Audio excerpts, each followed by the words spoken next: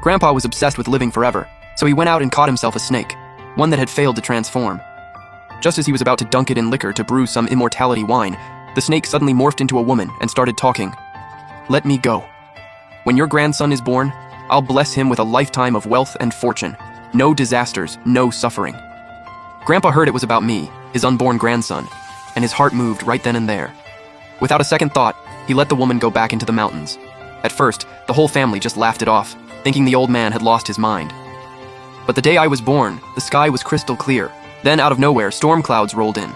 Rain poured down. The river outside the village flooded instantly, rushing all the way to our doorstep, and the whole village ran for their lives. Only my mother was trapped inside, stuck in the middle of a difficult labor. While everyone was panicking, Grandpa just stood there, eyes locked on the dark sky. Then a crack of thunder, and I let out my first cry. But before anyone could celebrate, a massive boom shook the ground. A pitch-black coffin came crashing through on the floodwater straight into our backyard. A coffin at the door, 3 generations cursed. In feng shui, that's about as bad as it gets. But Grandpa didn't even flinch. He burst out laughing. "This isn't a curse, it's a blessing. The water god is sending my grandson a wife." From that day on, Grandpa went full obsessive. He spent every waking hour buried in an ancient feng shui text, studying like a madman. He moved that black coffin right into his own bedroom, and when I was 5, he bribed me with malt candy to kowtow to it, muttering the whole time, "That in there is your future wife." Then he forced me to study feng shui under him for 10 straight years. When I was 18, Grandpa was on his deathbed. He grabbed my hand, and with his last bit of strength told me 2 things. First, you must be buried in this black coffin, and people will come to steal it. Second, you must take good care of the woman inside. I agreed through tears, then immediately called my uncle over to open the coffin. We figured it'd be nothing but rotted wood and junk inside, but the moment the lid came off, everyone froze. Inside lay a woman, perfectly preserved, breathtakingly beautiful like something out of a painting. I was still staring in awe when a strange fragrance drifted out and spread across the entire village. My face dropped. This was no ordinary scent. This was corpse incense, the kind that travels for miles. Demons flee from it, ghosts run from it. That's when I finally understood the terrifying truth behind Grandpa's second dying wish. I didn't hold anything back. I laid out Grandpa's whole deal with the snake woman. My dad shook with rage and kicked the coffin stand. My second uncle, the most level-headed of us all, was the first to pull himself together. He stared me down hard. "Xiaochen, what do we do now?" My first instinct was to burn the corpse, but then I remembered what Grandpa once said. This incense is sacred. The woman had already cultivated a demon core inside her body.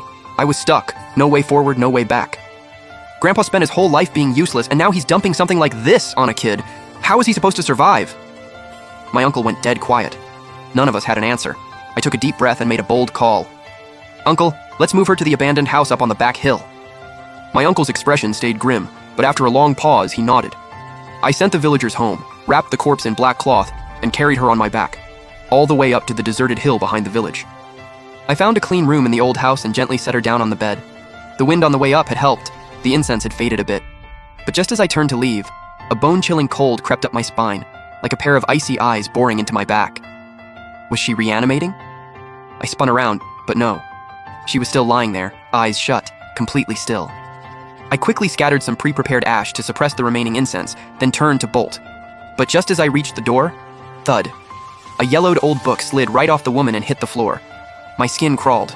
I forced myself to pick it up, shoved it back under her, locked the door, and sprinted down the hill. Grandpa's dying words, already out of my head.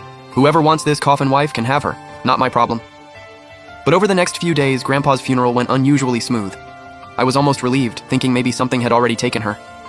I was dead wrong. That night I couldn't sleep. Tossing and turning, something just felt off. I finally gave in, grabbed a wooden club, and headed up to the old house in the dark. Halfway up the hill, I spotted several dark figures heading straight for the house. I ducked into the bushes and waited. When they got close, I gasped. These were no people. They were paper figures dressed in red and green burial clothes, and they were carrying a big red wedding palanquin. The curtain flew open, and out jumped a creature in a red qipao, a weasel spirit, walking upright like a man. And it spoke. "My darling, your husband has come to take you home." That lit me up. "You think just because I don't want her, you get to swoop in?" I grabbed a rock and hurled it. The weasel went down hard, but it scrambled right back up, snarling and scanning around. "Who's there? Show yourself!" The second I threw that rock, I already regretted it. Then out of nowhere, the back of my neck went cold. The weasel had vanished and reappeared right behind me, grinning in my ear. I spun and grabbed it by the throat, slamming it into the ground. It let out a shriek. then raked its claws across the back of my hand. 2 deep gashes, straight to the bone. I hissed in pain and let go. It glared at me and screamed, "You little brat! You just messed with the wrong one! I'll rip your soul out and peel your skin!" I wasn't about to bow down to this thing, but just as I moved in, its tiny green eyes flashed. Suddenly, everything spun. My head felt like lead, my legs gave out. I'd been hit with a bewitchment.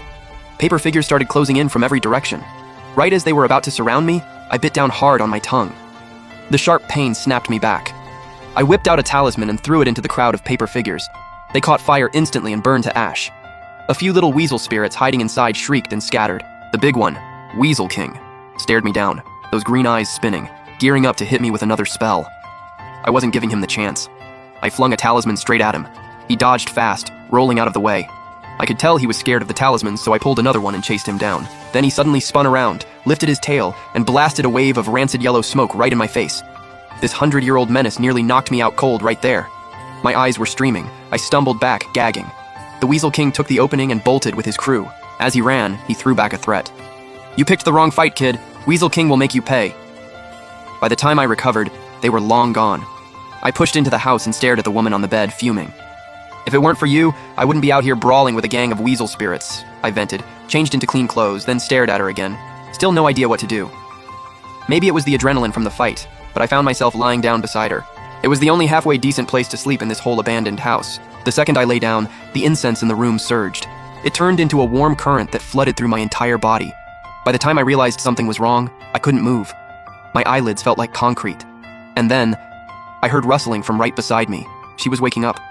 My stomach dropped. I was done for, about to get my life force drained. But then, something soft and cool pressed gently against my lips. Not biting, just a light, delicate touch. That icy cool feeling sent a wave through my chest I couldn't explain. A few seconds later, she quietly lay back down, and I drifted off to sleep. I jolted awake the next morning. First thing I did was check on her, still lying there calm and still. But when I looked closer, her body had shifted slightly outward, like she was trying to get away. I reached over and pressed my hand to her chest. After a long moment, I confirmed it. Still no heartbeat. My face went red. I felt like I'd done something wrong. Before I left, I muttered at her, "Hell." I'd barely stepped out of the old house when I felt eyes on me. A small weasel spirit had been tailing me the whole time. I ignored it, went straight home, and locked myself in my room. When I flipped open the first page of the book, my jaw dropped. This was the second volume of Grandpa's Feng Shui manual, the one he'd always been missing. It all clicked. Grandpa's cultivation had always been half-baked, and now I knew why. He never had this core volume. And this book wasn't originally his. He must have taken the first volume from the woman's clan years ago, and she had been holding on to the second. The content inside was unlike anything I'd ever seen. It shattered everything I thought I knew about Feng Shui. I couldn't fully grasp it yet, but I knew it was on another level. The next day, I grabbed a rooster from the chicken coop and headed back to the old house. That little weasel spirit was still on my tail the whole way. I smirked to myself. You can't keep a weasel away from a chicken. This corpse was nothing but trouble, and I needed to deal with the Weasel King once and for all. When I got to the old house, I slaughtered the rooster right there in the yard. I made sure to splash the hot blood everywhere. The thick iron smell hit the air fast. The little weasel's eyes went bright green with hunger. But I wasn't after the small fry. I wanted to wipe out the whole crew. I tossed the whole chicken into the pot to cook, then set up several snares around the woman's bed. Then I tore off the chicken's rear end and chucked it into the tree line like I was throwing it away. The little weasel couldn't resist. It bolted after it. The second it was gone, I set traps all around the outside of the yard, dropped a piece of half-raw chicken in each one, covered every snare with leaves. Everything was set.